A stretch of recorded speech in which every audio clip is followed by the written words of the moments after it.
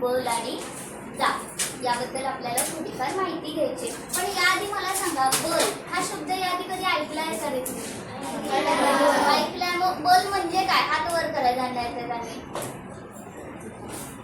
बल हा राजवीर सांग बघू. ताकद. Very good. टाळ्या त्याच्यासाठी.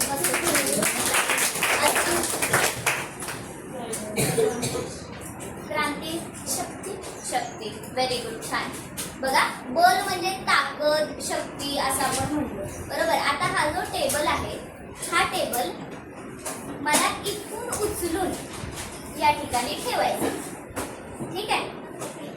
आता हा जर उचलायचा असेल, समजा मी एकटी उचलून हा ठेवू शकते काय?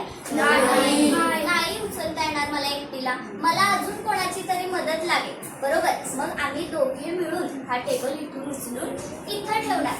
लक्षात आलं? आता जर समजा आम्ही हा टेबलला हातच लावला नसता, तर हा टेबल आपोआप आला असता का इथं? नसता आला. बरोबर. म्हणजेच काय, ही जी वस्तू आहे ही वस्तू निर्जीव आहे. ही वस्तू स्वतःहून एक जागा सोडू शकत नाही, एका जागेवरून दुसऱ्या जागी जाऊ शकत नाही. जर तिला जायचं असेल तर तिला सजीवांची मदत घ्यावी लागेल, आपली मदत घ्यावी लागेल. बरोबर. याचाच अर्थ आपण जर टेबल हा उचलून तिथं नेऊन ठेवला तर टेबल जागा बदलेल. पण तो टेबल आपण इथून उचलून तिथं ठेवण्यासाठी आपल्यामध्ये काय पाहिजे? शक्ती पाहिजे, ताकद पाहिजे. याचाच अर्थ आपण इथं काय लावणार आहोत? बल लावणार आहोत, ताकद लावणार आहोत. बरोबर. म्हणजेच काय, एखादी वस्तू एका जागेवरून दुसऱ्या जागेवर ठेवण्यासाठी आपण काय लावणार आहे? तिथं ताकद लावणार आहे, बल लावणार आहे. बरोबर.